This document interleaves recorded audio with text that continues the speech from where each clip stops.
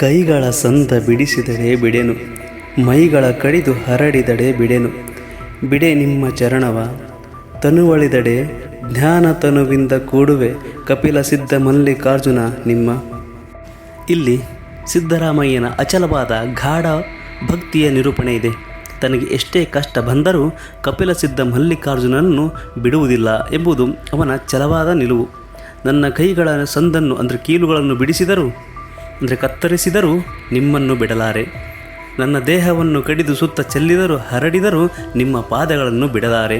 ನನ್ನ ದೇಹ ಅಳಿದರೂ ನಾಶವಾದರೂ ನನ್ನ ಜ್ಞಾನವೆಂಬ ಶರೀರದಿಂದ ನಿಮ್ಮನ್ನು ಕೂಡಿಕೊಳ್ಳುತ್ತೇನೆ ಕಪಿಲ ಸಿದ್ಧ ಮಲ್ಲಿಕಾರ್ಜುನ ಎಂದು ಸಿದ್ದರಾಮಯ್ಯನವರು ಇಲ್ಲಿ ಬಹಳ ನಿಷ್ಠೆಯಿಂದ ಹೇಳುತ್ತಿದ್ದಾರೆ. ಗರ್ಭವಿದ್ದಂಗನೆ ಒಮ್ಮೆ ಸಂಭ್ರಮವಲ್ಲದೆ ಗರ್ಭಕ್ಕೊಮ್ಮೆ ಸಂಭ್ರಮವಿಲ್ಲ ನೋಡ.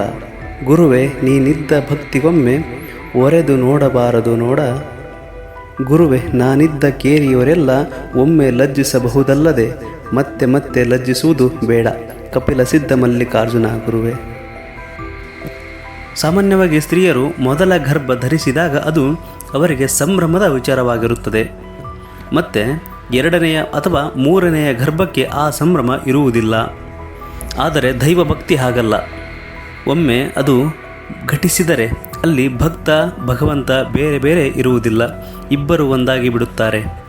ಹಾಗಾಗಿ ಭಕ್ತಿ ಘಟಿಸಿದ ಮೇಲೆ ಯಾವ ಪರೀಕ್ಷೆಗಳು ಅವಶ್ಯಕತೆ ಇರುವುದಿಲ್ಲ. ಆದ್ದರಿಂದ ನನ್ನನ್ನು ಹಾಗೂ ನನ್ನ ಕೇರಿಯ ಜನರನ್ನು ಹೇಗೆ ಪರೀಕ್ಷಿಸಿ ಅವಮಾನಿಸಬೇಡ.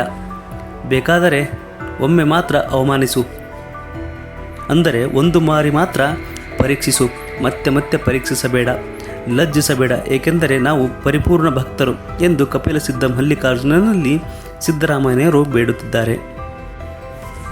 ಗ್ರಾಮಕ್ಕೊಬ್ಬರಸಿಲ್ಲದೆ ಗ್ರಾಮವಳುತ್ತಿದೆ ನೋಡ.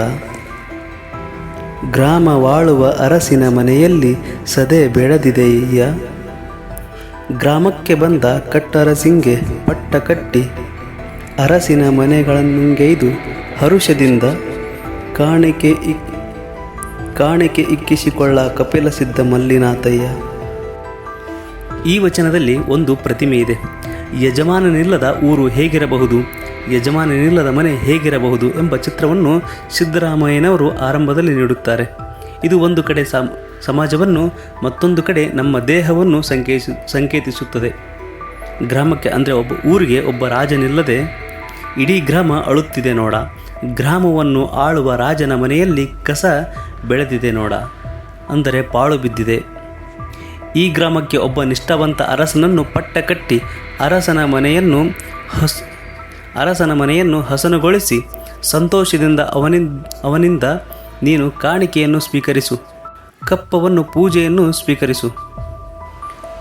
ಸ್ವೀಕರಿಸು ಎಂದು ಕಪಿಲ ಸಿದ್ಧ ಮಲ್ಲಿಕಾರ್ಜುನನಿಗೆ ಸಿದ್ದರಾಮಯ್ಯ ಇಲ್ಲಿ ಮೊರೆ ಇಡುತ್ತಿದ್ದಾರೆ. ಅಂದರೆ ಭಗವಂತನಾದವನು ತನ್ನದೇ ಆದ ಭಕ್ತನ ದೇಹವನ್ನು ಹಸನುಗೊಳಿಸಿ ಅಲ್ಲಿಯೇ ಅರಿವೆಂಬ ಯಜಮಾನನನ್ನು ಪ್ರತಿಷ್ಠಾಪಿಸಿ ತಾನು ಸದಾ ಅವನಿಂದ ಪೂಜಿಸಲ್ಪಡಬೇಕು ಎಂಬುದು ಇಲ್ಲಿಯ ಈ ವಚನದ ಭಾವಾರ್ಥ.